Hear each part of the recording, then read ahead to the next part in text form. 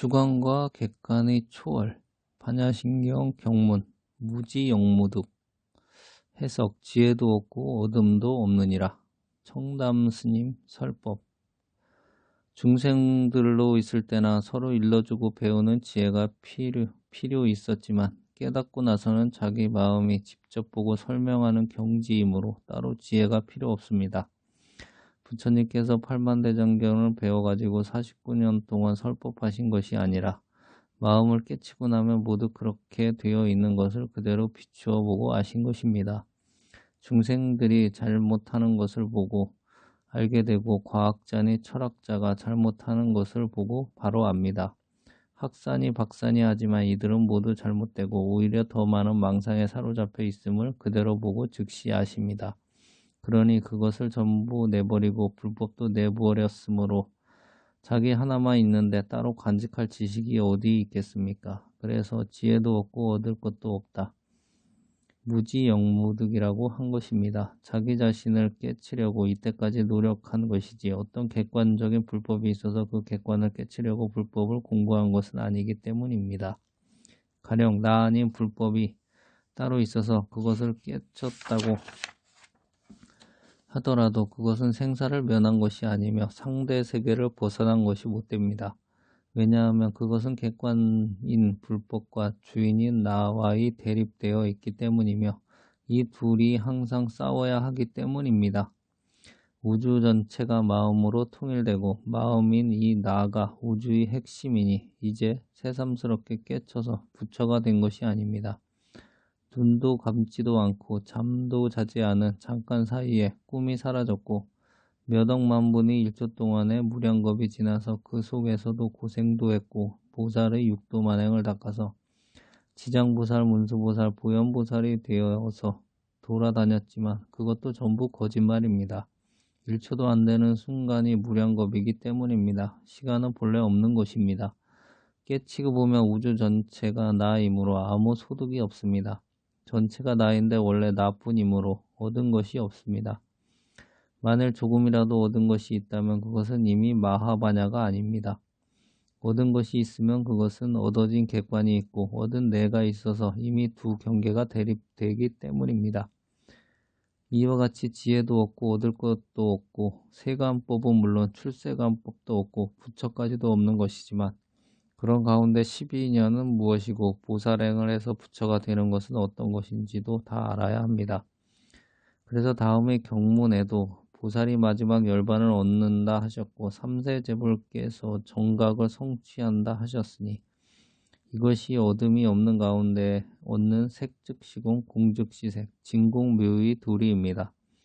다음에 12년의 3세 양중인과 상차제, 사지보리 등의 원리를 대조하여 중생으로부터 부처가 되는 내용을 두 표에 실어서 설명해 보겠습니다. 표는 복잡해서 읽지 않겠습니다. 그림표 가운데 12년에 대한 것을 먼저 보면 무명, 행은 전생에 지어놓은 업보로 금생의 업보를 받는 데 대한 인이 됩니다. 식명색, 유깁, 촉, 수는 금생에 받은 5가지 과보가 되고 애, 취, 유는 금생에 짓는 인이며 생노사는 내생에 받을 이과가 됩니다. 그러므로 전생인과 금생과 금생인 그리고 내생과가 있으므로 이것은 3생의 양중인과가 됩니다. 그런데 이 3세의 인과는 무한히 계속되는 중생살이이므로 세세 생생 전체 인전 체과라 이름을 붙여봤습니다. 또 이것을 무명과 행은 전생에 지은 인이 식에서부터 노사까지는 금생에 받는 과보라고 볼 때 일생의 일중인과가 됩니다. 그러나 그것도 세세 생생으로 계속되는 뜻을 가지고 있습니다. 그런데 12년을 기신론의 구상 차제에 배대해 보면 더욱 분명해집니다. 생멸이 없는 불멸의 진여로부터 미혹의 상대 세계에 떨어지는 9가지 구별이 있음을 말합니다. 이 구상 차제를 흔히 눈병이 나서 허공에 꽃이 있는 것으로 잘못 보는 것에 비유해서 말합니다. 아무 이상이 없던 깨끗한 눈에 열이 처음 있는 것이 업상이고 열이 나서 눈이 뻘겋게 되어 완연한 눈병이 있는 것으로 되면 이것이 전상이며 이 눈병으로 말미암아 허공에 없는 꽃이 있는 것으로 나타나는 것이 현상입니다. 그리고 이렇게 나타난 허공 꽃을 구체적으로 분별하여 인식하는 것이 지상이고 12인연설의 촉에 해당하며 잘못 인식된 착각을 고집하여 끝까지 버티고 나아가는 것을 상속상이라 하고 상속상에 의해 좋은 것은 취하고 나쁜 것을 버리는 심리작용이 일어나게 되는데 이것을 집취상이라고 합니다. 좋아하고 싫어하는 선택작용 다음으로 오는 것은 내게 이로운 사물, 내가 소유해야 할 사물을 분명하게 결정짓는 심리작용인데 이것을 계명자상이라 그럽니다. 그리고 이 계명자상은 12인연의 취에 해당합니다. 자기가 가져가야 할 사물, 그것을 위해 내가 할 일은 무엇인지 결정하는 계명자상 다음으로 오는 것은 그 목적을 달성하기 위한 행동이 따라오게 마련인데 이것을 기업상이라 하며 유에 해당하고 업을 짓는 것이므로 곧 조업이 됩니다. 끝으로 업을 짓는 데 따라 하는 일에 속박이 됩니다. 결혼을 하면 아내에게 속박되고 남편에 속박되며 자녀를 키우자면 그 일에 이리저리 속박이 됩니다. 벼슬을 하면 벼슬에 속박되고 죄를 지으면 또 그 죄에 속박이 되어 그 보를 받아야 하고 온갖 고통이 벌어지게 되므로 업계 고상이라고 하는데 이것은 결국 지은 업보에 끄달리는 것이고 과보를 받는 것이므로 수보라 합니다. 이상의 구상처제는 12인연법의 내용과 아주 유사한 데가 있으므로 비교하면 더욱 뜻이 잘 드러나고 이것을 다시 오운, 오탁, 오위, 십지 등에 연결시켜 비유하기도 합니다. 여기서는 사지, 보리와 연결하는데 비교해 보기로 합니다. 사지란 전후식과 제6식, 제7식, 제8식의 사식을 뒤집어서 어리석음을 여의고 밝은 지혜를 이룬다는 뜻입니다. 대원경지는 제8장식을 뒤집어서 얻는 지혜입니다.